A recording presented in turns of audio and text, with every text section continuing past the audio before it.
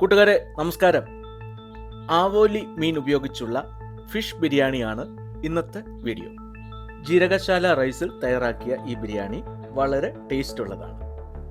Video ഇഷ്ടപ്പെട്ടാൽ ലൈക്കും കമൻറ്റും ഷെയറും ചെയ്യാൻ മറക്കരുത്.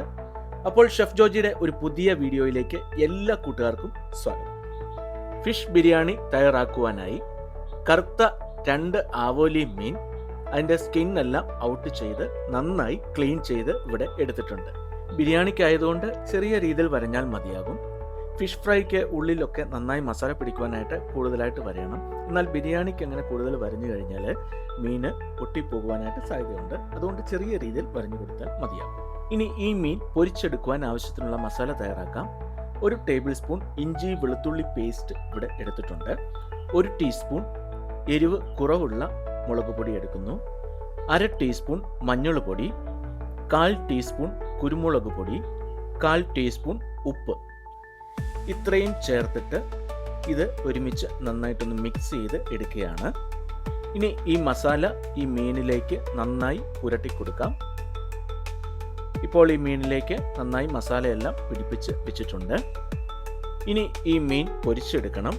അതിനായിട്ട് പാത്രം അടുപ്പത്ത് വെച്ച് ചൂടാവുമ്പോൾ ആവശ്യത്തിനുള്ള ഓയിൽ ഒഴിച്ചു കൊടുക്കുകയാണ്. ബിരിയാണി ആയതുകൊണ്ട് സൺഫ്ലവർ ഓയിലാണ് ഇവിടെ എടുത്തിട്ടുള്ളത്. ഓയിൽ മീഡിയം ചൂടായി വരുമ്പോൾ ഈ മീൻ അതിലേക്ക് ഇട്ട് കൊടുക്കാം. മീൻ മാറിനൈസ് ചെയ്ത് അരമണിക്കൂറിന് ശേഷമാണ് ഇത് ഫ്രൈ ചെയ്ത് എടുക്കുന്നത്. സ്റ്റൗ സ്ലോ ഫ്ലെയിമിൽ വെച്ചാണ് ഫ്രൈ ചെയ്യുന്നത്. ഏകദേശം 5 മിനിറ്റിന് ശേഷം ഈ മീൻ തിരിച്ചിട്ട് കൊടുക്കുകയാണ്. ഇപ്പോൾ മീൻ ആവശ്യത്തിന് ഫ്രൈ ആയിട്ടുണ്ട്. സാധാരണ ഫിഷ് ഫ്രൈ തയ്യാറാക്കുന്നത് പോലെ കൂടുതൽ ഫ്രൈ ചെയ്യേണ്ട ആവശ്യമില്ല. ഇനിയും ബിരിയാണി ദം ചെയ്യുന്ന സമയത്തും ഇത് കുറച്ച് ബോയിലാവുന്നതാണ്. അതുകൊണ്ട് മീഡിയം ലെവലിൽ ഫ്രൈ ചെയ്ത് എടുത്താൽ മതിയാകും. ഫ്രൈ ആയ മീൻ മറ്റൊരു പാത്രത്തിലേക്ക് മാറ്റുകയാണ്. ഇനി ബിരിയാണി മസാല തയ്യാറാക്കാം. മീൻ വറുത്തെടുത്ത ആ ഓയിലിലേക്ക് തന്നെ 4 പച്ചമുളക് നെടുകെ കീറിയത് ഇട്ട് കൊടുക്കുകയാണ്. ഇതൊന്ന് മിക്സ് ചെയ്ത് കൊടുക്കുന്നു. ഇനി 2 മീഡിയം സൈസിലുള്ള സവാള ചെറുതായി അരിഞ്ഞത് ഇതിലേക്ക് ചേർത്ത് കൊടുക്കാം. സവാള നന്നായി മിക്സ് ചെയ്ത് ഒന്ന് വാട്ടിയെടുക്കാം. ബിരിയാണിയുടെ മസാലയ്ക്ക് ആവശ്യത്തിനുള്ള ഉപ്പ് ഈ സമയം ചേർത്ത് കൊടുക്കുകയാണ്. ഉപ്പ് ചേർത്തതിന് ശേഷം വീണ്ടും നന്നായി മിക്സ് ചെയ്ത് യോജിപ്പിക്കാം. ഇപ്പോൾ സവാള നന്നായി വാടി വന്നിട്ടുണ്ട്. ഈ സമയം ചെറുതായി അരിഞ്ഞു വെച്ചിരിക്കുന്ന 2 തക്കാളി ഇട്ട് കൊടുക്കുകയാണ്. ഇത് മിക്സ് ചെയ്ത് നന്നായി യോജിപ്പിച്ചെടുക്കാം. തക്കാളിയും ഒന്ന് വാടി കിട്ടുന്നത് വരെ അത് റോസ്റ്റ് ചെയ്യാം. തക്കാളി വാടി വരുമ്പോൾ 2 ടേബിൾ സ്പൂൺ കണക്കിന് ഇഞ്ചി വെളുത്തുള്ളി പേസ്റ്റ് ചേർത്ത് കൊടുക്കാം. ഇനി ഇത് നന്നായിട്ട് മിക്സ് ചെയ്ത് കൊടുക്കാം. ഇഞ്ചി വെളുത്തുള്ളി പേസ്റ്റിന്റെ പച്ചമണം മാറുന്നത് വരെ ഇത് റോസ്റ്റ് ചെയ്യാം. ഇനി ഇതിലേക്ക് 1/2 ടീസ്പൂൺ എരിവില്ലാത്ത മുളക് പൊടി ചേർക്കുകയാണ്. 1/2 ടീസ്പൂൺ മല്ലിപ്പൊടി, 1/2 ടീസ്പൂൺ മഞ്ഞൾ പൊടി, 1 ടീസ്പൂൺ ഗരം മസാല പൊടി. ഇത്രയും ചേർത്ത് ഇത് നന്നായിട്ട് മിക്സ് ചെയ്ത് റോസ്റ്റ് ചെയ്തെടുക്കാം. പൊടികളുടെ പച്ചമണം മാറുന്നത് വരെ ഇത് റോസ്റ്റ് ചെയ്യാം. ഇനി ഒരല്പം വെള്ളം ഇതിലേക്ക് ഒഴിച്ചു കൊടുക്കുകയാണ്. ഏകദേശം 1 കപ്പ് വെള്ളമാണ് ഒഴിച്ചിട്ടുള്ളത്. ഇത് നന്നായിട്ട് മിക്സ് ചെയ്ത് യോജിപ്പിക്കാം. ചെറുതായി അരിഞ്ഞ 1 പിടി മല്ലിയില ഇതിലേക്ക് ചേർക്കുന്നു. 1/2 ടീസ്പൂൺ പുതിന പൗഡറും ഇതിലേക്ക് ചേർക്കുന്നു. പുതിന പൗഡറിന് പകരം പുതിന ഇല 1 പിടി ചേർത്താൽ മതിയാകും. വീണ്ടും ഇത് നന്നായി മിക്സ് ചെയ്ത് യോജിപ്പിച്ചെടുക്കാം. ആവശ്യമെങ്കിൽ അല്പം വെള്ളം ചേർത്ത് വീണ്ടും മിക്സ് ചെയ്യാവുന്നതാണ്. ഇനി ഇതിലേക്ക് 1/2 കപ്പ് തൈര് ചേർക്കുകയാണ്. അധികം പുളിയില്ലാത്ത തൈര് ചേർക്കുവാനായിട്ട് ശ്രദ്ധിക്കുക. വീണ്ടും നന്നായി മിക്സ് ചെയ്ത് യോജിപ്പിക്കാം. ഇപ്പോൾ ഫിഷ് ബിരിയാണിക്ക് ആവശ്യത്തിനുള്ള മസാല ഇവിടെ റെഡിയായി കഴിഞ്ഞു. ഇനി ഇത് മാറ്റി വെക്കുകയാണ്. ഇനി റൈസ് തയ്യാറാക്കണം. ഞാനിവിടെ കുക്കറിലാണ് റൈസ് തയ്യാറാക്കുന്നത്. അതിനായിട്ട് കുക്കർ അടുപ്പത്ത് വെച്ചിട്ടുണ്ട്. കുക്കർ ചൂടാവുമ്പോൾ അതിലേക്ക് ഏകദേശം 1/2 ടേബിൾ സ്പൂൺ കണക്കിന് നെയ്യ് ഒഴിച്ചു കൊടുക്കുകയാണ്. ഇതിലേക്ക് 5 ഏലക്ക, 5 ഇതൾ തക്കോലം, 5 കുരുമുളക്, 5 ഗ്രാമ്പു, 2-3 ചെറിയ കഷ്ണം കറുവപ്പട്ട ഇതിലേക്ക് ചേർത്ത് കൊടുക്കുകയാണ്. ഏലക്ക ഒന്ന് ചതച്ചിട്ടിടുവാനായിട്ട് ശ്രദ്ധിക്കുക. ഇനി ജീരകശാല റൈസ് ഇതിലേക്ക് ചേർക്കുകയാണ്. 3 കപ്പ് റൈസ് അരമണിക്കൂർ മുമ്പ് വെള്ളത്തിലിട്ട് കുതിർത്ത് നന്നായി വാഷ് ചെയ്ത് ആ വെള്ളമെല്ലാം അരിച്ചു കളഞ്ഞതിന് ശേഷമാണ് ഇതിലേക്ക് ചേർക്കുന്നത്. ഈ റൈസ് ഈ നെയ്യിൽ ഒന്ന് റോസ്റ്റ് ചെയ്ത് എടുക്കുകയാണ്. കൈമ റൈസ് ഉപയോഗിച്ചുള്ള ബിരിയാണി ചെയ്യുമ്പോൾ ഈ രീതിയിൽ റോസ്റ്റ് ചെയ്ത് ഉപയോഗിക്കുകയാണെങ്കിൽ റൈസിന് നല്ല രുചി ലഭിക്കുന്നതുമായിരിക്കും.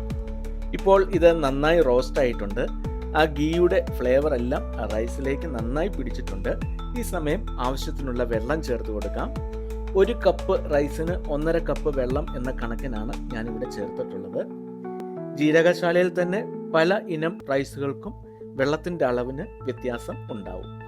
വെള്ളം ഒഴിച്ചതിന് ശേഷം ഒന്ന് മിക്സ് ചെയ്ത് കൊടുക്കാം. ഇതിലേക്ക് ചെറുതായി അരിഞ്ഞ അരപ്പിടി മല്ലിയില ഇട്ട് കൊടുക്കുന്നു.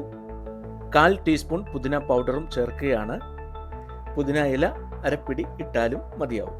വീണ്ടും ഇത് നന്നായിട്ട് മിക്സ് ചെയ്ത് യോജിപ്പിച്ചു കൊടുക്കാം. ബിരിയാണി റൈസിന് ആവശ്യത്തിനുള്ള ഉപ്പ് ഈ സമയം ചേർക്കുകയാണ്. വീണ്ടും നന്നായി മിക്സ് ചെയ്യുക. ഇപ്പോൾ ഇത് തിളച്ചു വരുന്നുണ്ട്. ഈ സമയത്ത് അരമുറി നാരങ്ങയുടെ നീര് ഇതിലേക്ക് ഒഴിച്ചു കൊടുക്കുന്നു.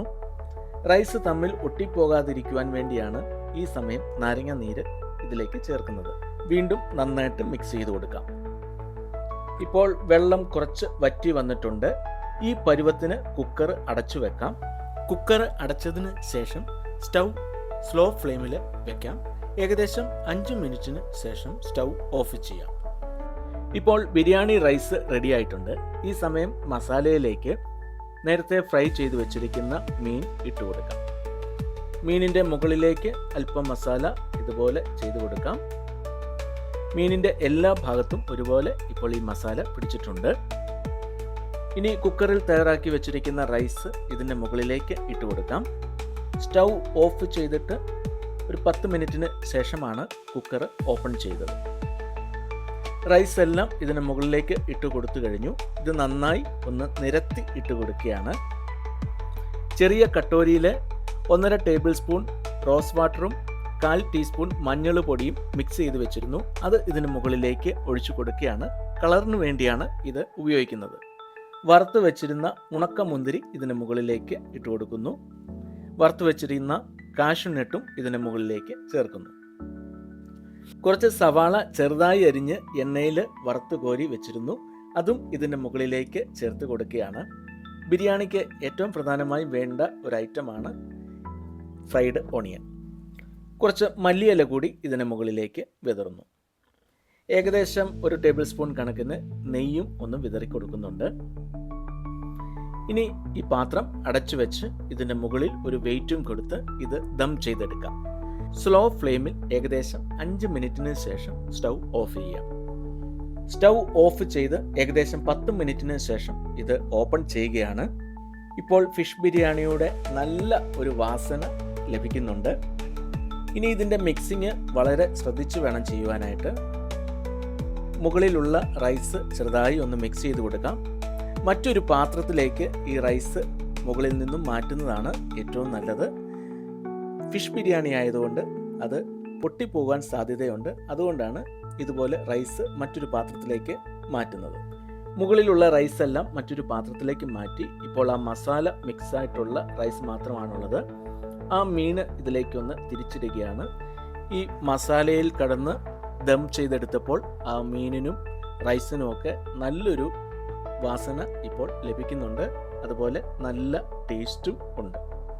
വളരെ എളുപ്പം നമുക്കെല്ലാവർക്കും വീടുകളിൽ തയ്യാറാക്കാൻ പറ്റിയ ഒരു ഐറ്റമാണ് ഈ ഫിഷ് ബിരിയാണി.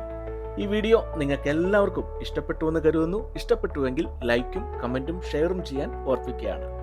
ആദ്യമായിട്ടാണ് ഈ ചാനൽ കാണുന്നതെങ്കിൽ സബ്സ്ക്രൈബ് ചെയ്യാനും പേജ് ഫോളോ ചെയ്യാനും ഓർപ്പിക്കുന്നു.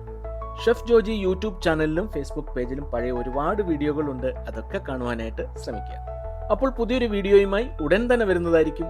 അതുവരേക്കും ബൈ ബൈ.